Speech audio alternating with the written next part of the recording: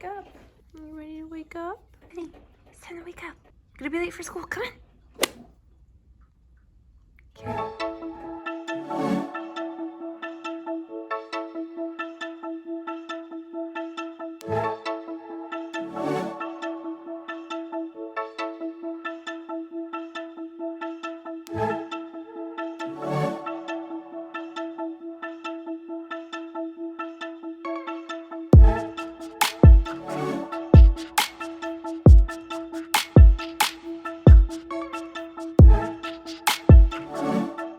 I just got back from my 6-mile run, and look what I found. Are you kidding me? Are you kidding? Are you kidding me? Your eyes all funny. You are so lazy. Hi, buddy. Hi, Mr. Shiloh. Got back from my run, and no matter the temperature, I'm always gonna do a smoothie after my run. This is just what I use. I use mango, spinach, protein powder. It's really high in carbs, which is what I need, as well as protein after my run. Flaxseed, new bag of hemp seeds. Then I'll just do ice and almond milk, so I'll show you that when it's done. Oh, and cinnamon. Forgot to say, after I started making this, I realized I was out of the vanilla protein, so I switched to chocolate. It looks so gross, but it just tastes like chocolate, so. What are you eating? Chewing. Okay, sorry. Well, got eggs. Well, I like my eggs well done. Everything bagel, avocado, carrots. This is a judgment-free zone, okay? So,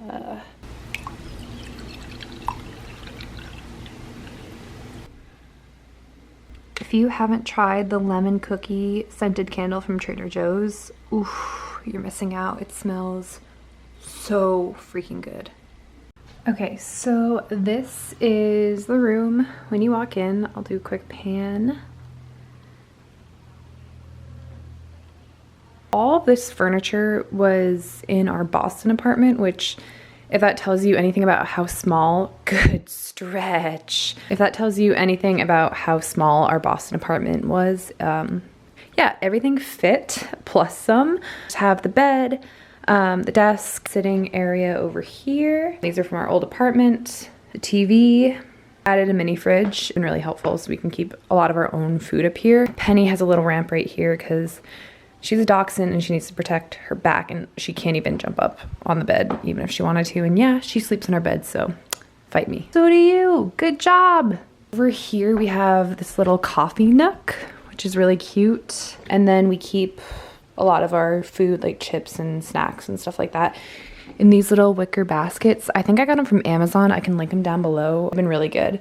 There's the bathroom. It's really just dirty. I'm not gonna show it to you. And the closet in there, also really dirty. We're working on a little shelf, like a hanging shelf with my dad. We built it completely from scratch. It's just been a huge process, but that's gonna go above the TV, and then we're gonna put like stuff on it as well. This is our little attic apartment in my parents' house. Little kind of a nice view out there. Works for now.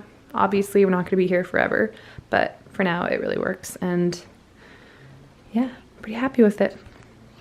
Okay, so I definitely didn't do a very good job of explaining this at all on any social media platform or anything like that when we originally started in Boston, and then fast forward and we are in Connecticut living in my parents' house. But basically, Dan and I both went to the same college in Boston. That's where we met, and that's where we plan to live after we graduated.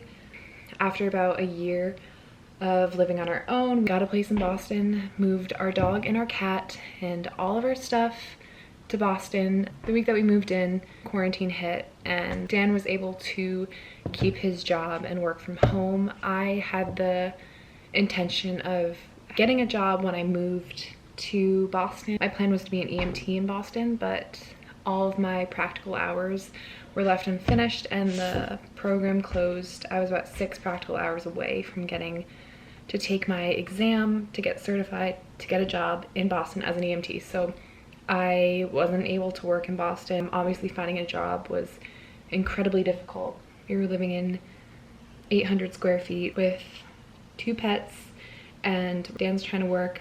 I'm trying to figure out what I'm gonna do with my life, so it wasn't ideal, and we figured that we could save quite a bit of money, so we chose to move back in with my parents, which we're really lucky that they allowed us to move back in rent-free. We just have to pay for our groceries and things like that. The only thing we're not paying for is rent, which is really nice. We're saving a lot of money. I was able to work back home, had my old job, so that was good too. On top of that, my brother and his girlfriend sold their house and bought a new house, but in the interim they're living with my parents as well, so they have their dog and their fish, and they're living here as well in the basement. I have 5 roommates, like human roommates: my mom, my dad, my brother, his girlfriend, and Dan. I have 1, 2, 3, 4, this is hard, 1, 2, 3, 4, 5, 6, 7 animal roommates. We have Penny and Bash, our cat and our dog, and there's Henley, who's my parents' dog, Boo and Scout, which are my parents' cats. My brother and his girlfriend have a dog, Shiloh, and then they have a fish, Nathaniel, who, do you count it? He doesn't really make any noise. It's a full house. It's really interesting, but I guess I didn't really do a great job of explaining it, so I kind of wanted to get that out, and it's fun, it's interesting, so be able to take you guys along for that.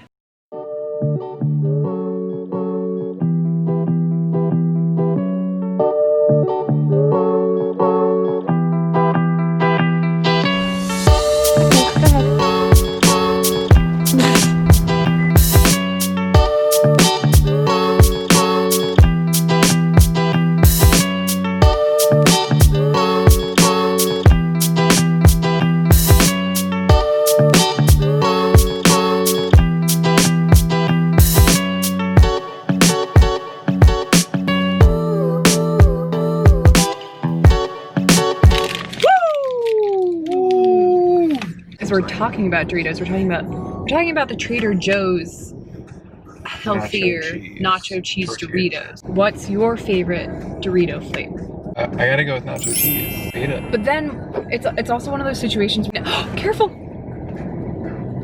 Oh, there's a bunny in front of us, in front of the car in front of us, but it's okay. He's safe. Those situations where when you're eating nacho cheese, you want Cool Ranch, but when you're eating Cool Ranch, you want nacho cheese, you know? I think I get more excited if there's like a bowl of Cool Ranch. Yeah. Because it's more of a novelty. But if I'm like craving Doritos, I want the nacho cheese. Yeah.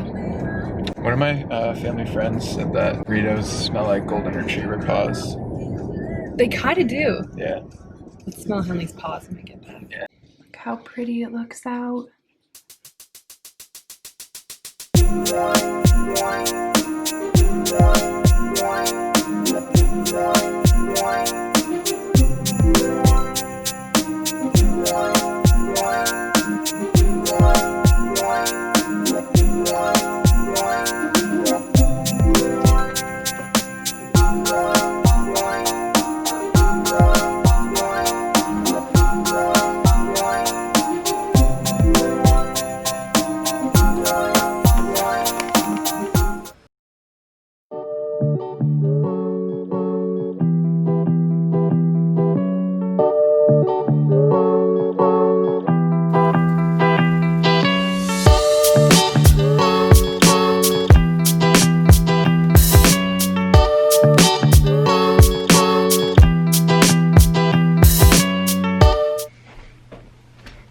Hi.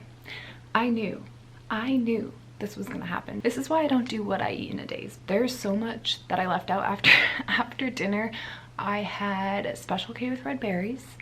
I had a yogurt bowl with like granola, bee pollen, honey, cinnamon, more pretzels. I didn't show that. I had some of that biscotti on the way to my grandparents' house.